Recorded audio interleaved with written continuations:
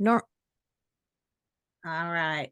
Recording is in progress. Sorry, guys, but I had some technical difficulties on my end, and we are going to go ahead, though, and get started.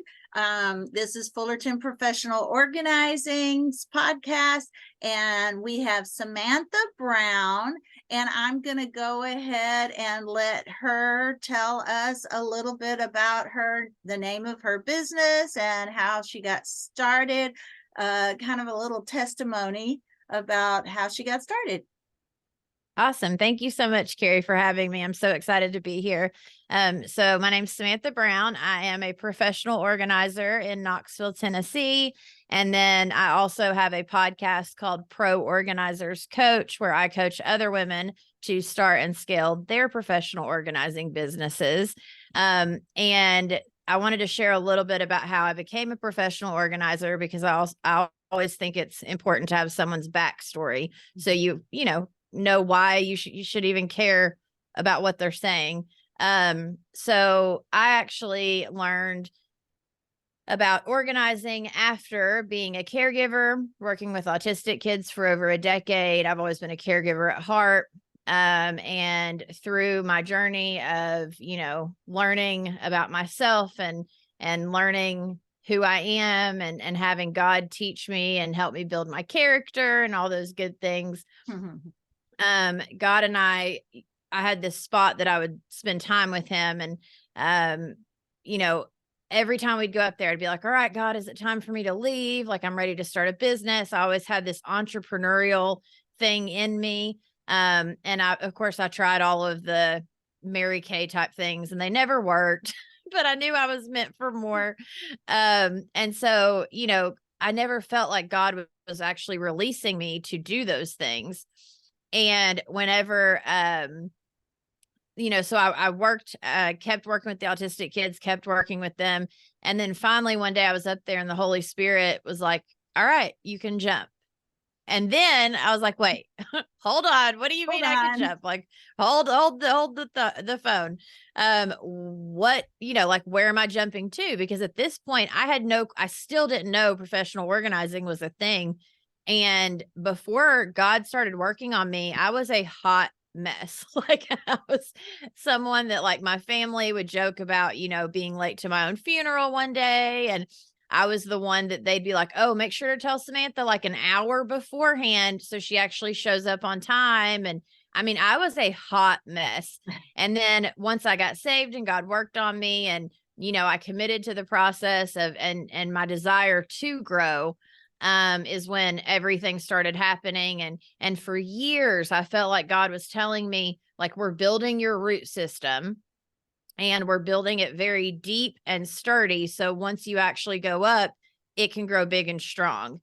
And at the time, that was so not what I wanted to hear, because I was ready to do the thing, like whatever the thing was. But, after a while, I started realizing the importance of what he's doing on the inside of us and making sure that we are ready when it's time to actually do those things that he's called us to. And so once he told me to jump, I still didn't know what I was doing, but I was trusting in the process of taking the next step. And I kept taking my steps and ended up learning professional organizing was a thing. I had to do it for myself first because my home was a hot mess. So I decluttered my own home. I felt the weight that it took off of me. And then I realized I really want to help other people do this in their homes. And so, that I became a professional organizer, loved it, work with clients still to this day. But then I saw in the industry where, if you've seen any of these, like, Khloe Kardashian pantries or some of the shows that people consider professional organizing, Home edit. there was a disconnect between what they were doing and what I'm doing. And at first I thought it meant I was doing something wrong. But what I realized over time was, no, we can each do it a different way. But Absolutely. I meant more to help people, not just in their space, like make it beautiful. And then it goes right back to the way it was. but I Right. want to actually help them grow and help them sustain this thing and get the weight and the stress off of them. And so I was just called to a different thing. And so now I'm trying to get the word out about the fact that when you organize, it's more of the decluttering process than anything, in what I've learned and in the way that I teach my women to start their businesses to help their people. So that's me in a nutshell. Yes, that's fantastic. Yes, because that is it. Because what they show on TV is only a part of it. Yes, it would be great to always be able to work with rainbow colors and beautiful bins and baskets and all the beautiful aesthetics. We love that as well, but we don't always get to that with clients. Sometimes, a lot of times we do, but sometimes we don't. They just need to function. Yes. And so yes, yes, yes. That's how I operate as well. That's great. Okay, well, okay. In your time as an organizer, what are some tips that you have come up with that I know we don't organize exactly the same with every single person, but are there some tips that do resonate with everyone? Like you Um, said, the decluttering. yeah, for sure. The decluttering piece. I think also it's your mindset and setting your Mhm. expectations. If from the get-go you don't have some sort of, not even necessarily a plan, because sometimes the plan can change midway Yes. through. But if your mindset, you've got to be committed and you've got to at least know, a little bit of what the goal is for the day, right? Because if you just jump in and you're like, okay, well, I'll just figure it out. Okay. But when do you know you've gotten to that point of where you're like, okay, good job, I did this, or whatever that might be. So I think it's always about setting the intention and looking at that day's work or whatever, that room, that space, whatever that thing is, and deciding like, what is it I want to get out of this today? Like, what are my goals are huge. Um, and I think another piece that with a lot of my clients that they don't realize and that is huge is the word release. Like every time I say the word release, um, they're like, "Oh, I love that," because I think people have this thought and this idea of the more stuff we have, the better off we will be. Mhm. And the problem with that is yes, to a certain point, that's true. But then you have so much stuff, it starts becoming a burden. Mm. And once you can get to that place of realizing it is okay to release things, it is okay. It's actually healthy to release things. It will make me feel better. It will take a weight off of my shoulders. And if I end up needing this thing again, okay, God will provide. I will be able to handle it. But if I hold on to everything always, I'm going to stay so stressed out. I'm not going to be able to live the life that I am called to. Mhm. Yeah, so it's the first tip would be a mind shift, right? Realizing what it is that your goal is for the space and knowing when you've reached that goal and yeah, just making sure that we've let go of at least enough stuff to get to that goal, right? Yeah, and that our mindset is the fact that we are willing to release. Right. Because if our mindset's not in a place of I'm willing to release, it doesn't matter how many bins and baskets and different Right. things you buy, you still are not going to get to that goal. Right, because actually having too many bins and baskets can actually add to the problem if we're not don't have a specific plan in place and we know what needs to be organized. Yes, a definite Absolutely. mind shift is needed for sure. Okay, now can you share a story of a particular challenging project that you've worked on and how you helped your client to overcome that challenge? There are so many. Yes. I'm trying to think of just one. I think, yeah. So I do have a client that I worked with for a period of time. And the problem that the client actually had was, she liked to do shopping therapy, which a lot of Oh, us, know of like, oh, I don't feel good, so let me just go yes. shopping. And for her in particular, it was like QVC and HSN. But I know for a lot of us, it can just be even like Walmart or Marshalls Amazon or is a big one. Amazon. Mhm. Yes, it's a huge one. And it's like, you get that dopamine hit when you Mhm. buy something. And so, for her, she had been doing it for decades of just like that was her go to when she didn't feel good, when she was stressed, when she was whatever. And through our time of working together, I helped her, just understand and kind of like, why are you buying these things? Mm. What is it about this that is helping you feel better? Okay, well, when you go to buy something, like, once we declutter and we get this organized, can you, kind of promise me that if you go to buy something, like, oh, okay, I'm going to buy, this shirt. Well, is there a shirt at home that you're willing to release on the back end because you only have so much space and room for these things? And Mhm. as we worked together and as we talked a lot of this stuff out, and there was a couple of sessions where we physically did not touch a thing. It was all a life coaching session. Like it was just talking. Like there Mhm. was so much she needed to talk out. But through the process, she got to the point where for months and months and months, she did not buy one thing, not one thing. And Mhm. she was releasing stuff on the back end. And so every time I came, and then she even got to the point where in between our sessions, she was doing it for herself. And Oh, wow, that's awesome. yeah. And when I would show up, she would already have like a whole bag of stuff for me to take with me that day. And so I consider her honestly one of my biggest successes because it was such a shift and it took so long. And I mean, when I say long, it was just a few months. But Right. in your when you're organizing, 4 or 5 months, that's quite a bit of time to work with someone. We would, meet once a week or once every other week over that period of time. But by the end of it, she was saving so much money on the back end because when we first started working together, like literally every time I would show up, the entire carport was full of boxes.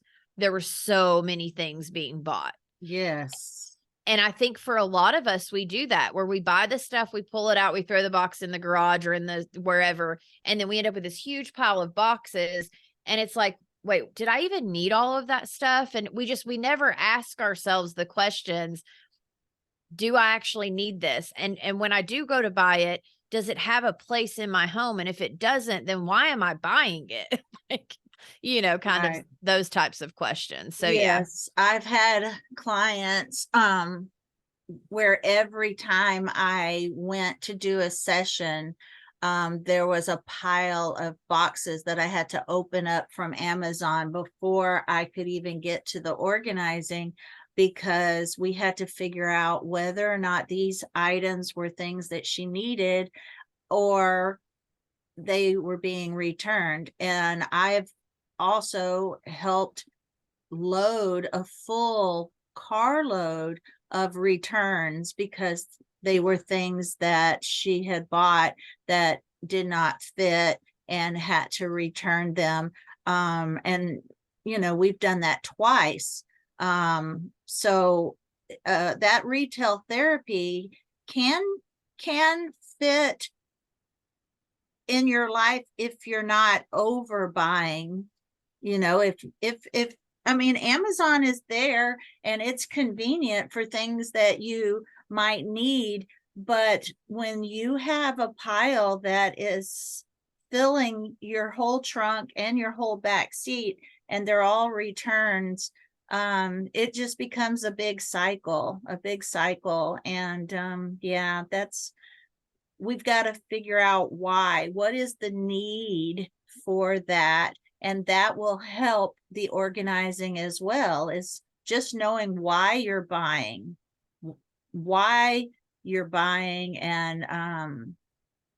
and try to fill that need some other way. Yes. Yeah. Yeah. Well, one thing I've learned is, and I know this is a faith-based podcast, but Mhm. God is a good, a good Yes. filler of being able to fill that void. And a lot of times also, when we look at stuff or we ask ourselves questions, I think a lot of times we keep it kind of surface level, and whatever that first answer is that comes to you, like maybe dive a little deeper. Give Mhm. yourself a, Mhm.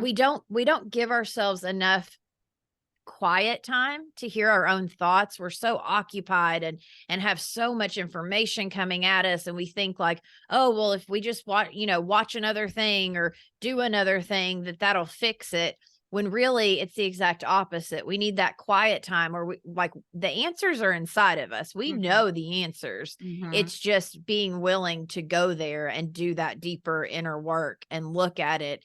And what's beautiful about it is when that inner work is partnered with God, you learn how to give yourself grace, and Mhm. you learn how to be like, okay, well, I am a hot mess, or I was a hot mess.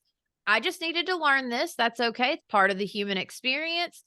Okay, let me learn this lesson, and let's move on from here. And we are allowed to make changes, but we've got to desire wanting a change and wanting a different outcome, or we're going to stay in that perpetual cycle, over and over. Absolutely. Yeah. And thanks for coming back to that, because that's also part of the mindset shift. Because if I went to a dieting program, it was First for Health, and it also talked about the same thing. It's like, what do we go through to when we need comfort? We go to comfort foods for comfort. But if we went to God for that comfort, maybe we could replace that need of food for God. And it's the same with what we were talking about. When we need comfort, instead of going to retail therapy or to food or whatever, you go to or I go to, if we went to God, it would really, really help. And that is a big mindset shift, is knowing that he cares enough Mm-hmm.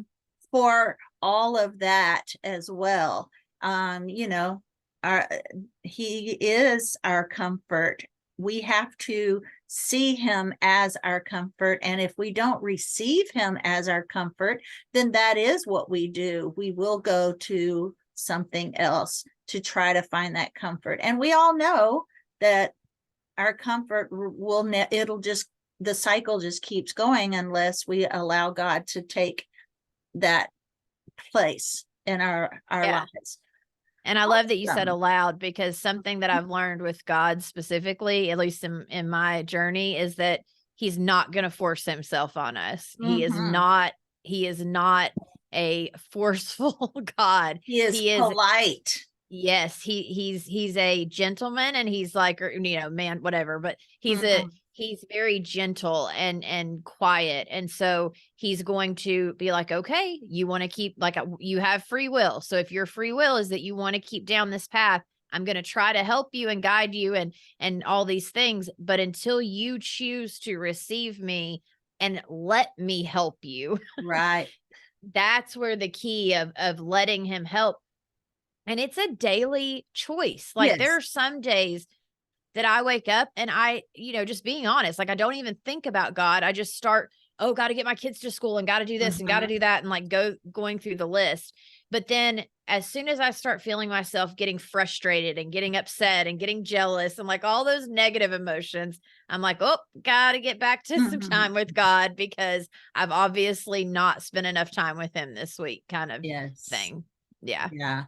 Yeah, it's just, and the thing is, not only is he patient, he will also, because I noticed in my Bible reading, when he told Simon he was going to deny him 3 times, he also told him, but when you get over it, Hmm. come back and we can press. Of course, he didn't say it in the words that I'm saying it, but you can go back and read it. We can hit the reset button. Reset. His grace and his mercy is sufficient. Sometimes we can be stubborn, but he's still there waiting for us to come back and say, okay, I'm ready. Let's clean this mess up, whether it's our clutter. That's why on my podcast, I say, we're here to declutter your faith, to declutter your home, and to declutter your business, because and then there's that saying out there, it's progress, not perfection. God doesn't want us to be perfect. He wants us to come to him when we need help. Yeah, he came for the sick. Our help. Yeah. In every situation. Absolutely. Well, and honestly, I have learned over time. That's why I was saying what he taught me when it was just me and him, and we were digging those roots together and figuring out my stuff, and is literally like God is in every piece, and we are in every piece. Like for me, if my head's not on right and things aren't going good on the inside, my business is not going good. And same with my home life. As the mom and as the woman, I'm the thermostat of the home. So if I'm in chaos, my kids can feel it. My husband can feel it. In my business, I don't get as many leads. And like the more that I am in alignment with God and with myself, and knowing like, all right, God, let's get this back on track. And like my heart's in the right place and I'm desiring that, all of a sudden these other pieces start to fall back into place. So I love that you say that it's about decluttering your faith, your home, your business, your everything, because it's all interwoven, whether we want to admit it or not. Yes, it is. It is definitely. Awesome. Well, I think I don't know how long we've been talking, but I think we're going to wind it up. And I just wanted to say thank you again for coming on my podcast. It's great to talk to like-minded people, whether it's in faith or in the organizing business. And I appreciate you coming on and talking to us. Just let us know how they other listeners, sorry, I can't talk right now, but anyway, you guys know I do that a lot. Just let our listeners know where they can find you. Absolutely. So everything that I do is at proorganizerscoach.com. It has the link to the podcast, which is, of course, is called Pro Organizers Coach. And I do a lot of, I talk and teach for other organizers, but there's also a lot of like business stuff. So after episode about 10, before that, it's literally just me teaching you how to start an organizing business. But after episode 10, the rest of them are interviews with, like-minded people, with hearing people's stories and coaching. And like, there's so many things, email marketing, all the stuff that we love in business and in faith and in our lives. But yeah, I appreciate you so much for having me on the show. And for actual business related things, like to do the actual organizing, it's in Knoxville, Tennessee. So if you have any listeners in Knoxville, Tennessee that, need some help decluttering and organizing their homes, I'm also available there. There you go. Absolutely. Awesome. All right. Well, I appreciate you and I thank you again. And I'm going to sign off.